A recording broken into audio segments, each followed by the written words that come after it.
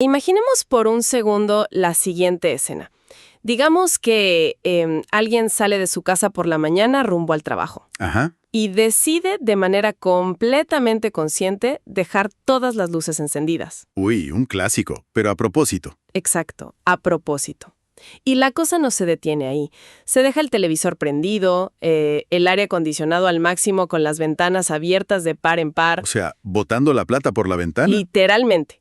Y súmale dejar la plancha conectada calentándose sobre la mesa y, no sé, el microondas funcionando vacío. Suena un delirio total. ¿Verdad que sí? Y es que cualquier persona sabe que hacer eso garantiza que a fin de mes la factura eléctrica va a generar un dolor de cabeza monumental. Totalmente. Ahora, quiero que tomemos esa negligencia doméstica, que parece absurda, y la escalemos al tamaño de una fábrica gigantesca. Claro, a un nivel industrial. Una instalación que ocupa manzanas enteras, que está llena de motores y maquinaria pesada, donde esa factura de fin de mes, pues no es de unos pocos billetes. Asciende a cientos de miles de dólares, seguro. Cientos de miles, ¿sí? Y que literalmente se están esfumando en el aire sin que nadie rinda cuentas. Es una imagen que roza lo catastrófico, pero lamentablemente es el día a día de muchísimas operaciones. ¿En serio es tan común? Yo estaría muy preocupada si fuera mi fábrica. Sí, es que en el mundo corporativo, ese dejar las luces encendidas no es tan obvio como ver una bombilla brillando en una sala vacía. Claro, no se ve a simple vista. Se esconde muy bien. Se oculta detrás de la complejidad de los procesos industriales, del ruido de los motores y, sobre todo, detrás de una cultura gerencial. Una cultura que asume ciertas cosas, supongo. Exacto, una cultura que asume que el consumo de energía es una especie de monstruo indomable al que, pues, simplemente hay que alimentar. Y es por eso que en la exploración profunda que preparamos para hoy, vamos a meternos de lleno en un conjunto de informes confidenciales sumamente reveladores. Son documentos fascinantes, Lo son. Vienen directamente de los archivos de Stellar Energy. que es una firma consultora muy importante especializada en eficiencia energética. Así es. Y nuestra misión aquí es desglosar un caso de éxito real que ellos documentaron paso a paso. Esto ocurrió en una importante planta textil en Perú. Aunque hay que aclarar algo importante sobre el nombre de la empresa. Sí, buen punto. Por acuerdos de confidencialidad corporativa, vamos a mantener el nombre exacto de esta empresa textil en reserva. Pero todos los datos técnicos y financieros que vamos a discutir son 100% reales. Absolutamente. Y el objetivo es descubrir cómo la gestión mensual de eficiencia energética dejó de ser un simple trámite burocrático para convertirse en la estrategia de rentabilidad más importante de toda esta industria. Un cambio de paradigma completo. Bueno, vamos a desempacar esto porque la transformación de esta planta es digna de una película de atracos. Pero a la inversa, ¿no? En lugar de robar, están recuperando el dinero. Tal cual. Para entender la magnitud de esa transformación, creo que tenemos que arrancar por ese cambio de paradigma del que hablabas. Sí, es que históricamente, las gerencias de las grandes industrias han visto la energía eléctrica como un costo fijo inevitable. Como pagar el alquiler o los impuestos. Exactamente. Lo ponen en la misma categoría que los impuestos municipales. Se asume que si la fábrica está produciendo tela a toda máquina, la factura va a subir y punto. Es como el costo de hacer negocios y no hay nada más que discutir. Pero lo que el trabajo de Stellar Energy en esta empresa textil demuestra es que la energía no es un peaje intocable. ¿Sino qué es? Es una de las variables más controlables y optimizables de toda la cadena de producción. Totalmente. Pero a ver, para entender el truco de estilar hay que ver el desastre que tenían antes. Claro, el contexto es clave. No se puede apreciar un rescate si no se sabe que el barco se estaba hundiendo.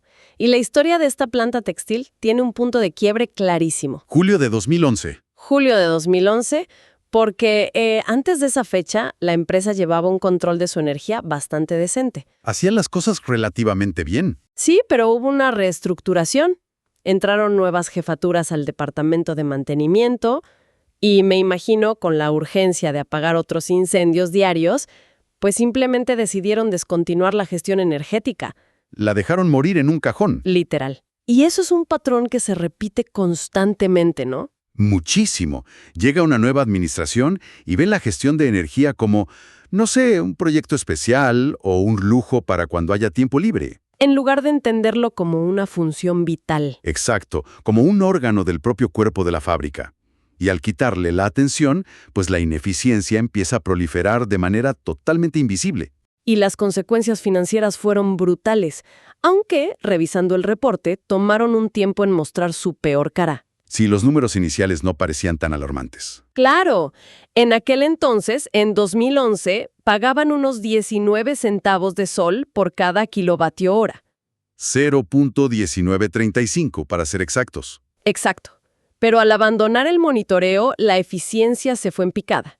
Si avanzamos en el tiempo hasta el periodo de 2014 a 2015, Ese costo promedio había saltado a más de 25 centavos de sol. lo cual puede parecer poco en papel, unos centavos nada más, pero estamos hablando de un aumento de casi el 30% en su tarifa operativa. Y en una industria a gran escala, un 30% es una locura. Cuando se tiene un monstruo industrial que consume más de 7.4 millones de kilovatios hora, ese salto es letal. Definitivamente. El costo anual escaló a más de 1.8 millones de soles. Wow. Yo me imagino esta situación como si estuvieran conduciendo un camión de carga pesada por la autopista, con el acelerador a fondo, pero con el freno de mano puesto. Y además con los ojos vendados. Y con los ojos vendados. El motor echa humo, el diésel se quema a un ritmo absurdo, el camión apenas avanza, pero nadie dentro de la cabina sabe por qué huele a quemado.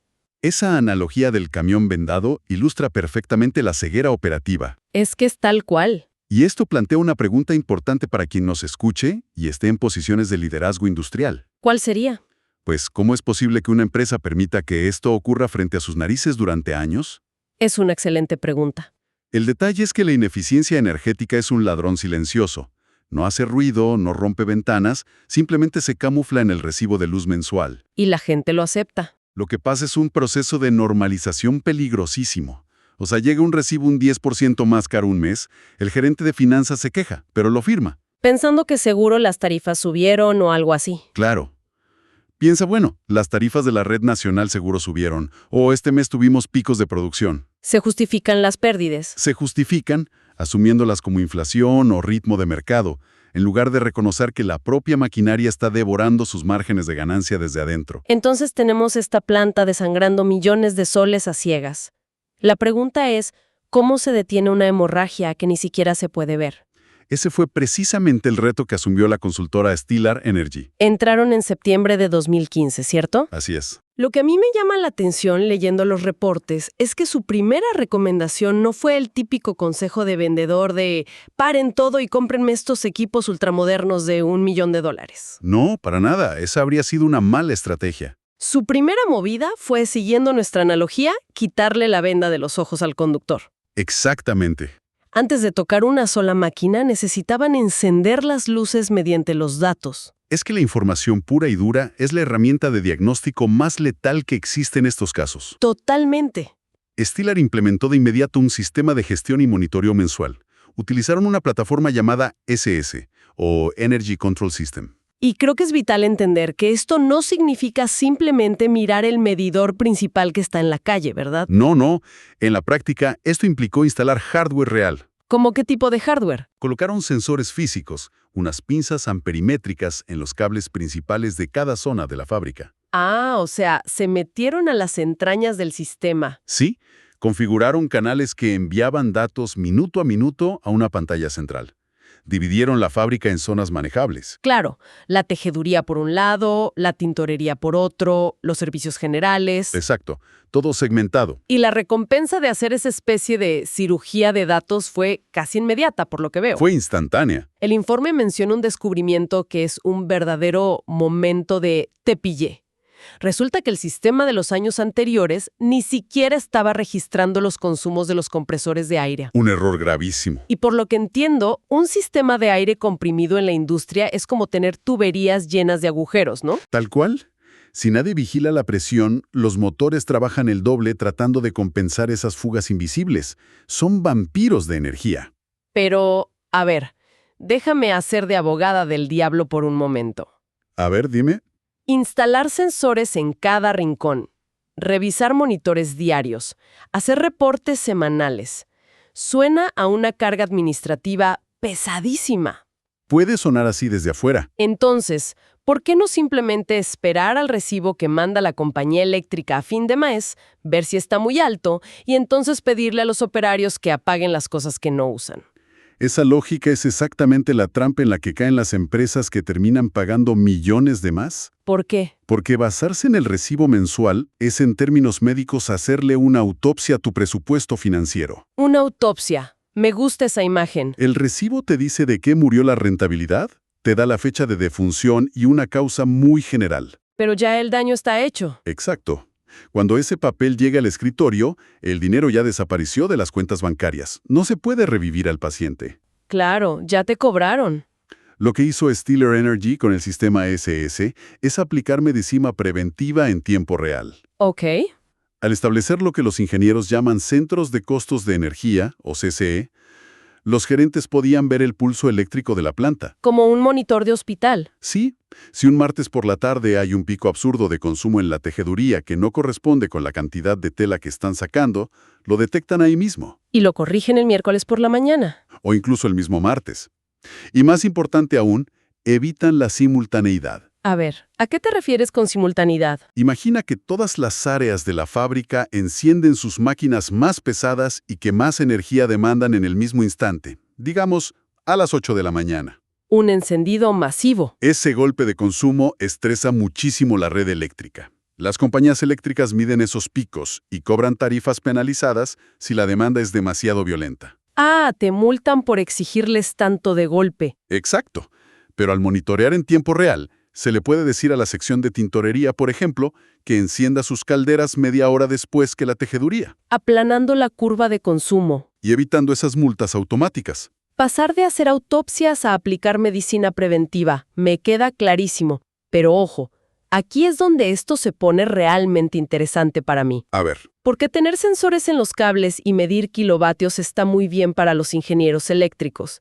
Pero seamos francos. ajá, Si se baja a la planta y se le dice a un supervisor de producción que ayer la zona norte gastó 10,000 kilowatts-hora, te va a mirar con cara de confusión total. no le va a importar en lo absoluto. Claro, a él no le importan los kilowatts, él tiene metas de cuántos rollos de tela tiene que sacar en su turno. Así es. Entonces, ¿cómo logras traducir esa jerga técnica de cables y amperios al lenguaje crudo del piso de producción? Y ese es justamente el eslabón perdido en la mayoría de las estrategias fallidas de eficiencia. ¿Qué hizo Stiller diferente? Que Stellar Energy no se conformó con entregar hojas de cálculo llenas de datos eléctricos que nadie entiende. Ellos implementaron el indicador energético de producción. El famoso IEP. Sí, el IEP. Este indicador es como el traductor universal. Es el puente de oro entre la sala de máquinas y la gerencia. Los documentos lo explican cruzando dos variables muy tangibles, ¿no? Ajá, cruzan la energía y el producto.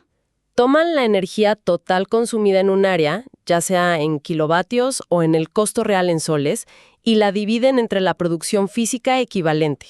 En este caso, los kilos de tela. Exacto. Para dar un ejemplo concreto del informe, en agosto de 2015, el IEI de la planta marcaba 3.64 kilovatts-hora por cada kilo de tela producida. Un dato muy preciso. Traducido a moneda, eso significaba que fabricar un solo kilo de tela les costaba poco más de $1 exclusivamente en energía eléctrica. Y ahí es donde cambia todo. Lo que me vuela la cabeza de este concepto es que de la noche a la mañana la electricidad deja de ser ese concepto etéreo e invisible que flota en el aire. Se materializa. Se convierte en una materia prima física. Pasa a ser un ingrediente tan concreto como los fardos de algodón o los galones de tinte. Lo fascinante aquí es el terremoto psicológico que esto provoca en la cultura de la empresa. A nivel de los trabajadores. Sí, piensa en el operador que lleva años frente a una máquina. Antes, el recibo de luz era un problema abstracto de los directivos allá arriba. No. Claro, a él solo le pagaban por sacar tela. Pero cuando Stellar sugiere que los jefes de turno usen el IIP para organizar el trabajo, el panorama cambia drásticamente. Empiezan a ver el costo en tiempo real. El supervisor ahora sabe que si deja 3 máquinas encendidas en vacío mientras el equipo se va a almorzar, el indicador de costo de su propio turno se va a disparar y se va a ver mal. Claro, se vuelven responsables directos. Entonces, empiezan a programar las tareas más pesadas en horarios donde la tarifa de la red nacional es más económica. Modifican sus costumbres de producción. Al vincular las costumbres de operación con el costo final de la tela, conviertes a cada operario en un pequeño gestor financiero. Es brillante. Empiezan a cuidar la energía como cuidarían de no desperdiciar el hilo o la tela misma. Y esto no es solo un buen hábito para ahorrar unos soles. Tener este nivel de control documental y cultural es un requisito indispensable ¿Indispensable para qué? para que una industria pueda aplicar a certificaciones globales de prestigio. Ah, ¿como la ISO 5001? Exactamente. Esa norma avala la excelencia en eficiencia energética a nivel internacional, y sin el IEP es casi imposible certificar. Entonces, recapitulando un poco, tenemos la hemorragia detectada gracias a los sensores en tiempo real. Correcto. Y tenemos a toda la plantilla de trabajadores hablando el mismo idioma, gracias a que miden la energía por cada kilo de tela.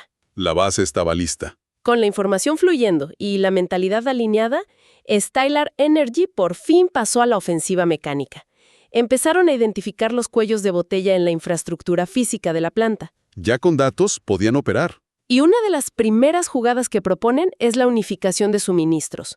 Por lo que leo en el reporte, resulta que la fábrica operaba con 2 subestaciones de media tensión totalmente separadas. Sí, con medidores distintos. Como si fueran 2 empresas vecinas que no se conocen de nada. Eso es un error de diseño histórico muy común, ¿Por qué es un error tan grave? porque al tener 2 medidores separados, la empresa eléctrica nacional los estaba tratando como a 2 clientes de tamaño mediano. Ah, y les aplicaba tarifas estándar. Exacto. Tarifas más altas. Stylar propuso hacer una obra de ingeniería para unir físicamente estas 2 subestaciones y presentar un solo punto de consumo ante la red pública. ¿Y qué ganan con eso? Esto automáticamente los eleva de categoría frente a la proveedora, permitiéndoles negociar tarifas de mayorista. ¡Wow!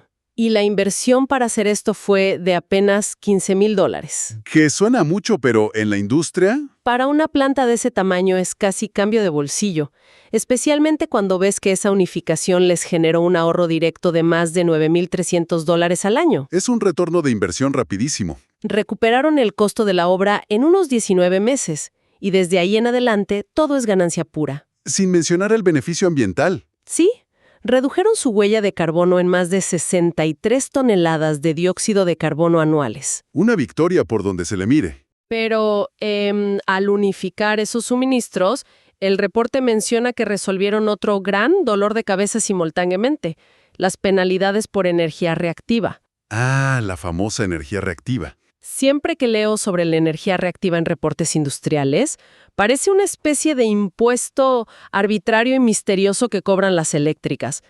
¿Qué es exactamente y por qué te multan por ella? Es un concepto que confunde a muchos, la verdad, pero tiene una explicación puramente física. A ver, explícanos de manera sencilla. Todos esos motores gigantes que mueven los telares necesitan generar un campo magnético interno para poder empezar a girar. Ok, el impulso inicial. La energía eléctrica que se usa exclusivamente para crear ese magnetismo, pero que no aporta fuerza física para mover la tela, se llama energía reactiva. O sea, no produce trabajo útil. Exacto. Es indispensable para que el motor arranque. Pero el problema es cómo viaja por los cables. ¿Cómo así? Imagina que contratas un camión de mudanza, que vendría a ser la red eléctrica pública. Ok, tengo mi camión. En lugar de llenar ese camión solo con cajas pesadas y muebles, que sería la energía útil, lo llenas a la mitad con enormes rollos de plástico de burbujas. ¿Plástico de burbujas? El plástico es la energía reactiva. Es necesario para proteger las cosas, sí, pero ocupa muchísimo espacio. Ah, entiendo. Estás obligando a la empresa de mudanzas a enviarte camiones gigantes solo para transportar plástico y aire. Exacto. A las empresas eléctricas les pasa igual. La energía reactiva satura sus líneas de transmisión, impidiéndoles enviar energía útil a otros clientes. Entonces, ¿te multan porque les bloqueas la red? Por eso, si tu fábrica devuelve mucho de ese plástico de burbujas a la red, te aplican multas carísimas. ¿Y cómo lo solucionaron al unir las subestaciones? Al unir las subestaciones, la planta logró compensar y absorber esa energía internamente, usando bancos de capacitores. Dejaron de enviarla a la calle y borraron esas penalidades de su recibo para siempre. Me encanta esa imagen del camión lleno de plástico de burbujas. Explica perfectamente por qué la red te castiga. Es la forma más visual de entenderlo. Ahora, de todas las intervenciones físicas que documenta la consultora, hay una que definitivamente es la joya de la corona. Ya sé a cuál te refieres. Tengo que admitir que me dejó recalculando. Es lo que llaman el control de demanda máxima. Una estrategia brillante. La propuesta de Stellar consistía en instalar un sistema automatizado para encender un gigantesco grupo electrógeno diésel dentro de la fábrica durante ciertas horas de la tarde. Así es. Un momento. ¿Me estás diciendo que encender un motor que quema combustible fósil, que hace ruido, que contamina y que gasta diésel es la estrategia principal para ahorrar dinero y energía eléctrica? Yo sé cómo suena. Suena una contradicción gigantesca, como si estuvieran retrocediendo medio siglo en tecnología. Es la reacción natural. La intuición nos grita que encender un motor extra significa gastar más recursos. Es lo lógico.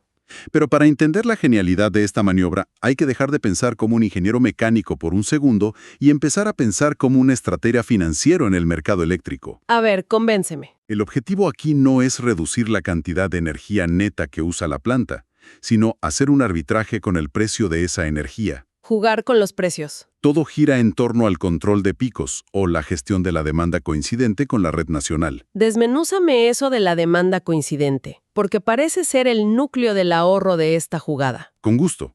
En Perú el sistema eléctrico interconectado nacional tiene un problema diario. ¿Qué pasa? Todos los días, entre las 6:30 de la tarde y las 9 de la noche, ocurre un evento masivo. La gente llega a casa. Exacto.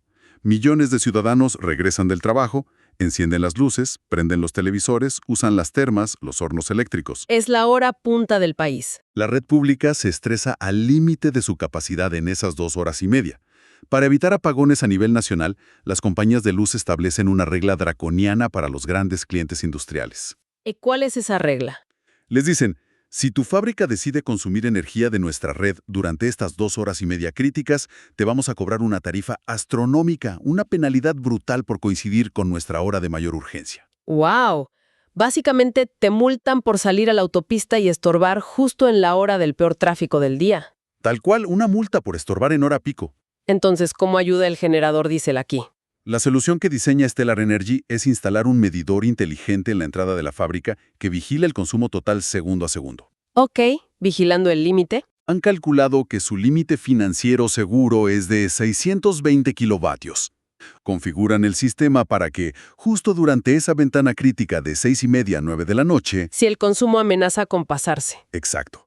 Si los telares amenazan con sobrepasar esos 620 kilovatios, el medidor manda una señal electrónica y el generador diésel se enciende automáticamente. Entra como un refuerzo. Entra a apoyar a la red interna de la fábrica. Pero ojo, el generador no asume la carga de toda la planta. Solo lo que sobra. Solamente inyecta la energía necesaria para cubrir el exceso por encima de los 620 kilovatios. ¡Qué maniobra tan elegante! Básicamente están engañando al sistema, pero de manera completamente legal. Es una optimización pura de las reglas de juego. Para los ojos del medidor de la compañía eléctrica en la calle, la fábrica nunca sobrepasa el límite. Se vuelven parcialmente invisibles.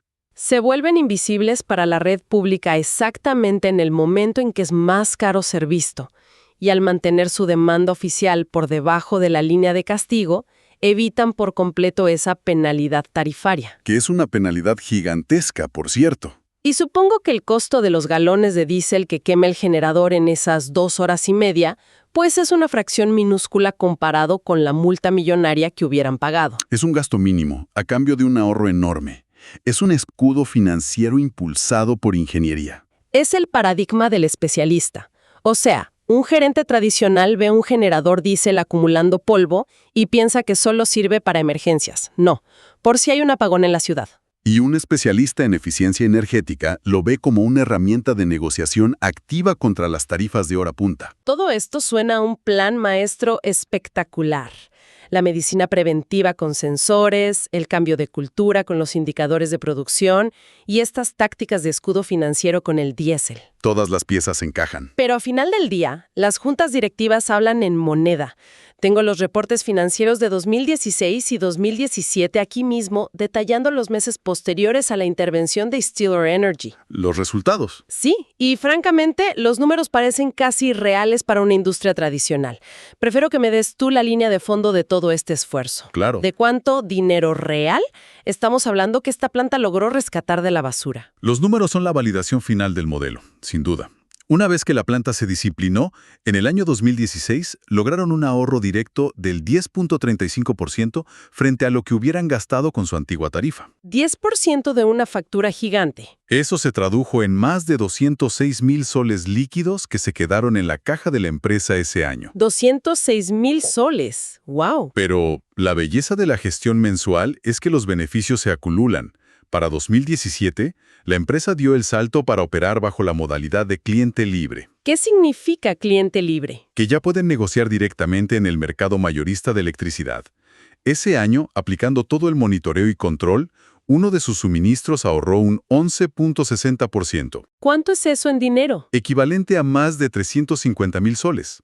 Y la otra área unificada de la planta ahorró casi un 15%, aportando 91,000 soles más. O sea, estamos hablando De un impacto consolidado de más de 441,000 soles ahorrados en apenas un año, puramente por operar de forma inteligente. Entonces, ¿qué significa todo esto a nivel conceptual? Cuando miras esos casi 500,000 de soles recuperados en 12 meses, ¿cuál es la moraleja que debe llevarse una empresa que aún no implementa esto? Si conectamos esto con el panorama general, la gran lección es que la eficiencia energética no es magia. No es un botón automático. Ni es un botón que presionas una vez para olvidarte del asunto. Requiere un ecosistema sostenido. Requiere el acompañamiento de una firma consultora experta, como lo fue Stellar Energy, que sepa dónde instalar los sensores y cómo leer los datos. Alguien que te guíe. Pero fundamentalmente, requiere disciplina corporativa. El mayor riesgo es volver a caer en la complacencia. Como les pasó en 2011. Exacto. Si una empresa logra estos ahorros y luego piensa, listo, ya solucionamos el problema de la luz, y despide a los consultores o deja de mirar los tableros, la ineficiencia va a volver a colarse por las grietas. Tarde o temprano. La rentabilidad de $500,000 de soles no viene de comprar una máquina nueva, viene de la constancia de gestionar la energía todos y cada uno de los días. Me parece una síntesis brillante para ir cerrando nuestra sesión de hoy. Hemos visto que la verdadera eficiencia en la industria pesada se sostiene sobre una tríada perfecta, digamos. A ver, resume esa triada. Primero, la vigilancia implacable a través del monitoreo en tiempo real, para encontrar esas fugas invisibles y hacer la medicina preventiva. Check a la medicina preventiva. Segundo, la adopción de indicadores concretos como el LIP y EP para que el costo de la energía baje al piso de la fábrica y cada operario entienda cuánta electricidad lleva cada kilo de tela que fabrica. Involucrar a toda la cultura. Y tercero, la valentía de ejecutar infraestructura táctica, como unificar medidores o usar inteligentemente un generador para ganarle la partida de ajedrez a las penalidades de la red nacional. Y todo eso, por supuesto, orquestado y supervisado por especialistas que entiendan no solo de cables, sino de las finanzas detrás de los cables. Exacto, es la clave. Y para despedirnos, quiero dejar a quien nos escucha con una idea dándole vueltas en la cabeza. ¿Me parece bien? Hoy analizamos el caso de éxito de una sola instalación textil en Perú. Una fábrica que simplemente al dejar de ignorar su recibo y empezar a prestar atención técnica a cómo y cuándo consumía sus kilovatios, logró liberar cientos de miles de dólares en efectivo. Y evitar que decenas de toneladas de emisiones tóxicas llegaran a la atmósfera, no lo olvidemos. Cierto. Es un impacto asombroso para un solo edificio. Ahora, escalemos esto. A nivel global. ¿Qué pasaría con la economía global y qué pasaría con la urgencia del cambio climático si de pronto absolutamente todas las corporaciones industriales del planeta dejaran de ver su recibo de luz como una resignada cuota mensual? Sería una revolución. Y empezaran a tratar la energía como lo que realmente es, la materia prima más crítica, maleable y optimizable de todo su modelo de negocio. Es una perspectiva que, de verdad, tiene el potencial de reescribir las reglas del juego industrial. Los quedamos con esa reflexión. ¡Hasta la próxima!